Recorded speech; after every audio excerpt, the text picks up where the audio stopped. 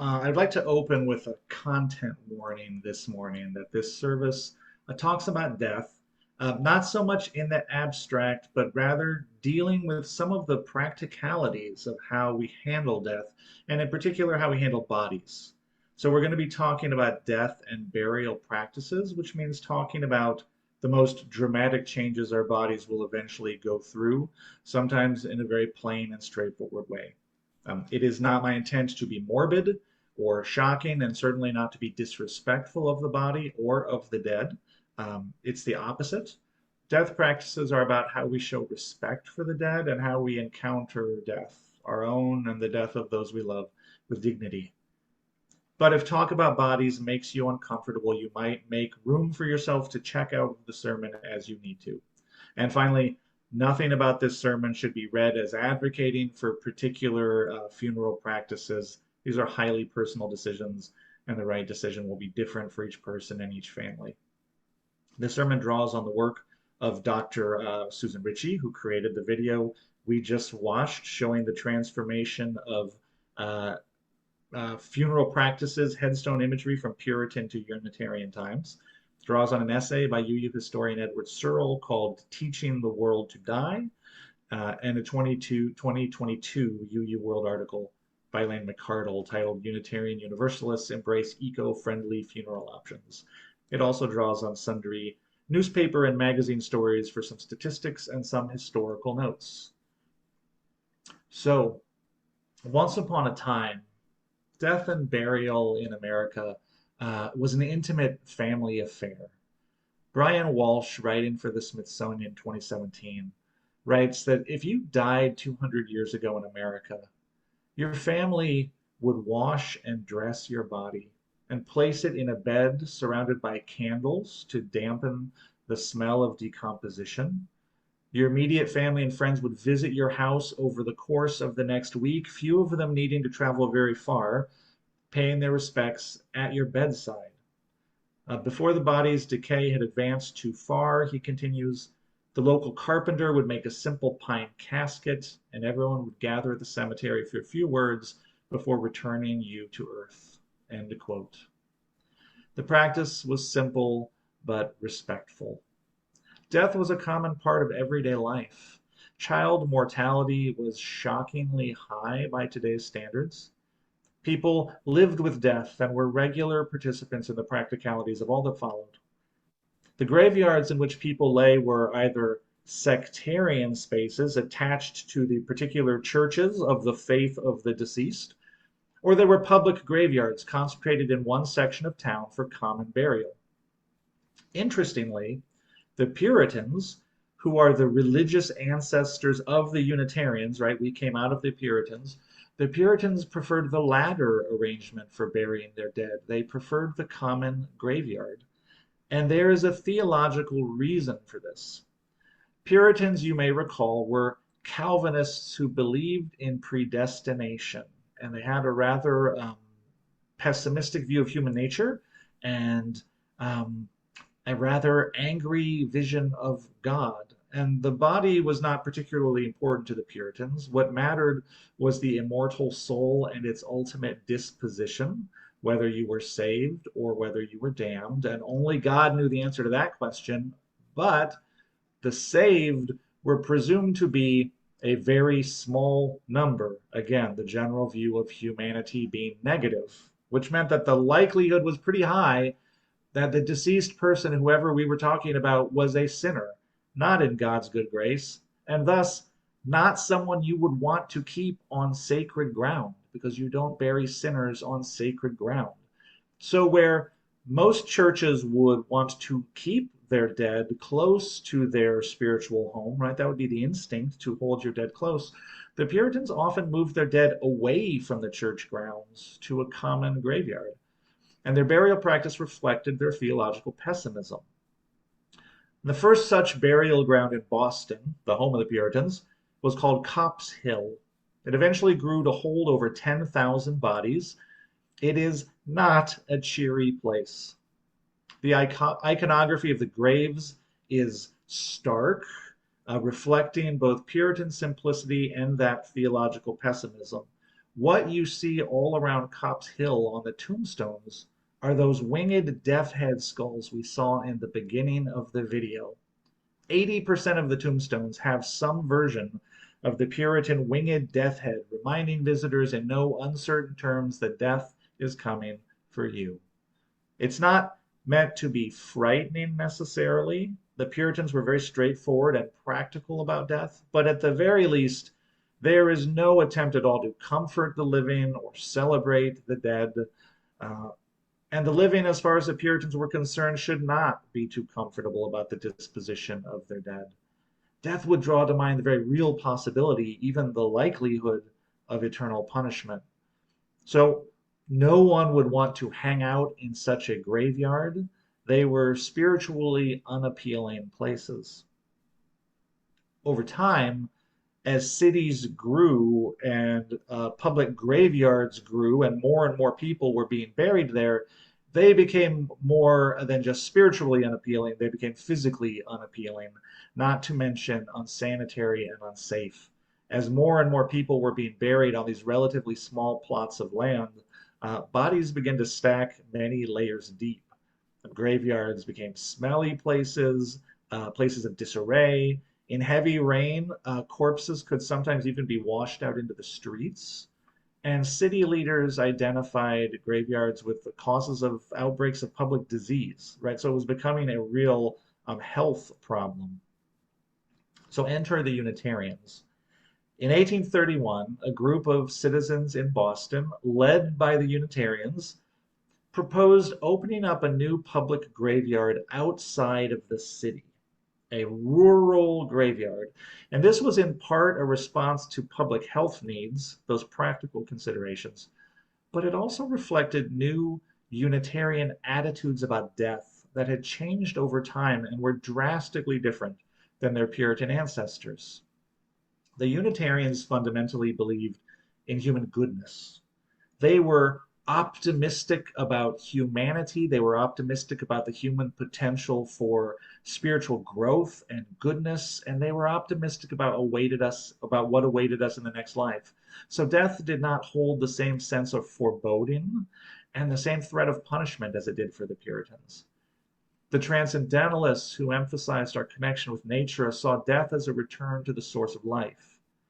So then, what Unitarians imagined for a graveyard was a peaceful public place where people could go deliberately to have a positive encounter with death, where one could commune with the ancestors amidst nature and art and beauty. They called this new place a cemetery, from the Greek meaning place of repose. And the first such place in America was Mount Auburn Cemetery, founded by those Unitarians in 1831. In his dedication address to Mount Auburn, Unitarian minister Joseph Story emphasized the spiritually salutary effects of a day spent with the dead. He said, "They admonish us by their very silence of our own frail and transitory being. They instruct us in the true value of life and its noble purposes, its duties, and its destination. They spread around us in the reminiscences of the past, sources of pleasing though melancholy reflection." He said, "Let us banish then the thought that the cemetery is to be an abode of gloom." And the new public garden cemeteries, as envisioned and created by the Unitarians and as spread across the country, were certainly not places of gloom. In fact, they became extremely popular public spaces for people to hang out in. And again, they began to spread all over the country.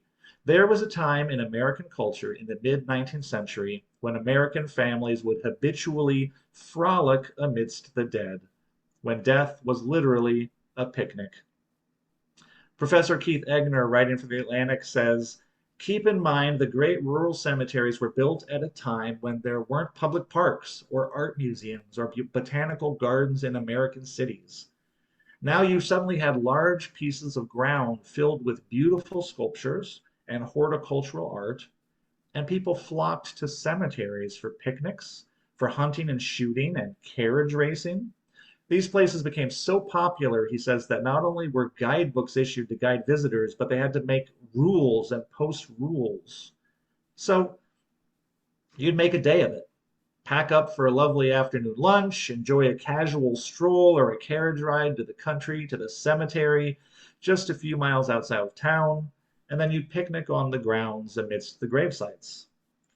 In one of these new garden cemeteries, you could enjoy beautifully designed landscapes that intentionally wedded these broad green spaces with natural features like ponds and streams and copses of trees. Gardens were planted throughout, as were sculptures and monuments. So these were public art spaces. Children could run and play, there were games and festivities. And then, while you were enjoying your day in nature, you could also commune with your ancestors. If they happened to reside in one of the privately owned family plots that were sprinkled throughout the grounds. And at these family plots, people would lay multiple generations of their family to rest. But the cemetery itself was a public space intended for public enjoyment and edification. And the iconography of death in these places reflects that Unitarian optimism. The winged skull that we saw at the beginning of that video is replaced by the angels and cherubim that we see at the end. The grinning death head becomes a beatifically smiling benefactor. And as you saw, images of nature more and more appear. Plants and vines are incorporated, reflecting the transcendentalist impulse of being close to nature. Death becomes not just about death, but also about life. And the influence of the Unitarians on 19th century American civic life in this regard was remarkable. Unitarian attitudes and ideas about death literally changed the American landscape and reshaped our civic life, taking death from the city boneyard to the country cemetery. And the rural cemeteries in turn influenced the design of the public parks that eventually replaced them. The artists, the creators of the public parks, looked to the Unitarian cemeteries for their inspiration. Over time, these rural garden cemeteries fell out of favor. They were hard to maintain, and they were expensive to maintain because the landscaping was designed to be natural and beautiful, not to be efficient. Because all of the plots were privately owned and managed, over time they could become cluttered or neglected as more and more family members kind of left stuff. The effect of the whole became one of disarray more than harmony. So over time, the rural garden cemetery was replaced with what we think of as the modern cemetery, which emphasizes sort of flat spaces and flat geometrically arranged headstones. These spaces are easier to mow and maintain. And now we have public parks and museums and botanical gardens to meet those other needs. Over that same time, death became an increasingly remote part of daily life. Child mortality plummeted over time thanks to science and sanitation and other good things. People in the 20th century began more and more to die in hospitals or nursing homes. Families became more mobile and separated, so multiple generations were not living together and dying together in the same house or even the same city. Cemeteries became places where people would only go for funerals and otherwise rarely interact with. We do not spend a lot of time amidst our dead. After the Civil War in America, we also saw the rise of the funeral industry and the professionalization and the commercialization of death. And the reason for this was actually the adoption of the practice of embalming, which itself was the result of the Civil War. With so many soldiers dying in distant places for the first time, dying far from home during the Civil War, people needed a way to bring the body home in a state that was suitable for burial. Now, the practice of embalming had been described in medical journals in the 1840s, just in time for the Civil War and its attendant mass carnage. And it provided the solution to this problem of bringing the bodies home. And in fact, it was such a popular solution that an entire cottage industry of amateur embalmers sprang up. And the Army had to issue standards by which licensed embalmers could prepare soldiers so that grieving families were not victimized by bad practices and shoddy work. But embalming really took off in the public imagination when Abraham Lincoln was embalmed. and his embalmed body went on an elaborate multi-week tour from DC back to Illinois with stops along the way where people could come and see the body, which was laid out. Edward Searle, in his essay, says an estimated 200,000 people came to see Lincoln, and they were astonished at how lifelike his body was. And so embalming became the thing to do after death. But embalming requires experts. It requires techniques and materials not available to the general public. It can't be done at home. No more at death would the family lay out the body, prepare it, perhaps even bury it on their property. Instead, the body entered the care of the funeral director, who took the body away off to a separate place, the funeral home. And thus, embalming is credited with launching the modern funeral services industry with its professionalization and attendant commercialization of death practices. The American way of dying became very standardized and very expensive. Enter again the Unitarians. In the mid 20th century, in response to the commercialization of the funeral industry and the rise in expenses, progressive communities began to create these nonprofit memorial societies, they were called, that promoted a different way of dealing with death and the body. And the idea that they promoted was cremation for the body immediately after death, followed by a memorial service to be held at a later date. And the goal was to render death affordable again, because cremation was much cheaper, and it was to return some measure of control to the family, because the family could now design their own memorial service that was crafted specifically to their own needs and their own spirituality. And Unitarian ministers and Unitarian congregations became quite skilled at working with families to design sort of custom services that met their needs. And so many of these memorial societies were founded or promoted by Unitarian churches, and it eventually grew into a full-fledged movement. The first such society was founded in 1939. By the mid-50s, there were more than 200 nonprofit memorial societies in the US. And this practice of cremation plus a later memorial service grew among Unitarians until it became our most common practice. So, of course, Unitarians have Unitarian Universalists are incredibly diverse in the ways that they practice death and burial and what comes after. But the most common practice is cremation and then a memorial service to happen later. And that's the history behind that. Today, this practice is no longer unique to Unitarians. In 1960, 4% of bodies were cremated in the United States. Today, almost 60% of bodies are cremated, and that number is rising.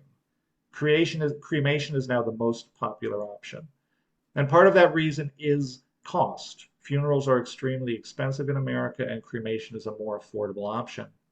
But another reason is our increasingly mobile and scattered society. Again, families live all over the country and even the world now. It can be logistically very difficult to gather family together on short notice for a funeral and a burial, but a body can be cremated and then a memorial service held at a later date, as the Unitarians had discovered. And given that family members spread out like that will not have easy access to visit a gravesite, cremation allows every member of the family to bring some part of the departed loved one with them back to their home, so they can have their loved ones with them, each of them, even if though they are far apart. So Unitarians, it turns out, had a big role to play in promoting what is today the most common practice for how we treat bodies after death. And in fact, the first person to speak publicly in favor of cremation as a death practice in America was a Unitarian minister. Way back in 1874, he was the awesomely named Octavius B. Frothingham, and you can go online and read his sermon in which he advocated for cremation. And now today, Unitarian Universalists are again helping shape the culture of death in America and the future of death practices in America through the so-called green burial movement. And green burial is, in general, some form of dealing with the body after death that seeks to minimize the environmental impact. So, for example, embalming releases chemicals into the soil, or can. Cremation burns fossil fuels and releases greenhouse gases into the atmosphere. Burial may place non-biodegradable materials permanently into the soil, and so on and so on. Green burials may look like many different things. A 2022 UU World article describes, for example, a husband and wife minister team who each chose a different form of green burial. The wife, upon her death, chose to be wrapped in a simple linen cloth by friends and family, placed on a pine board which was lowered into a hole in the earth without benefit of a casket, and then her wrapped body was directly covered with straw and soil. The husband is choosing something that I have not heard of until now called aquamation, which is essentially a form of cremation that uses a flow of water instead of fire to chemically break down the body. The water can be captured, recycled, reused. No fossil fuels are needed. The UU World article says aquamation was the choice of Archbishop Desmond Tutu when he died in 2021. The UU World article notes that First UU Portland has played a significant role in advancing cultural changes around death and dying practices. They were instrumental in getting Oregon to pass a Death with Dignity Act in 1997, the nation's first aid in dying law, which is another discussion entirely. And Oregon became the first state to allow something called human composting, which is another form of green burial. And I want to thank UU member Mark Walsh for drawing my attention to the new but rapidly expanding practice of human composting.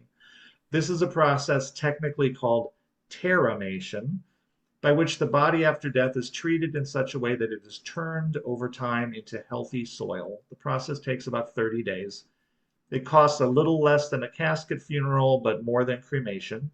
And 6 states currently allow it: California, Colorado, Washington, Vermont, Oregon, and New York. Illinois is considering it as the 7th state.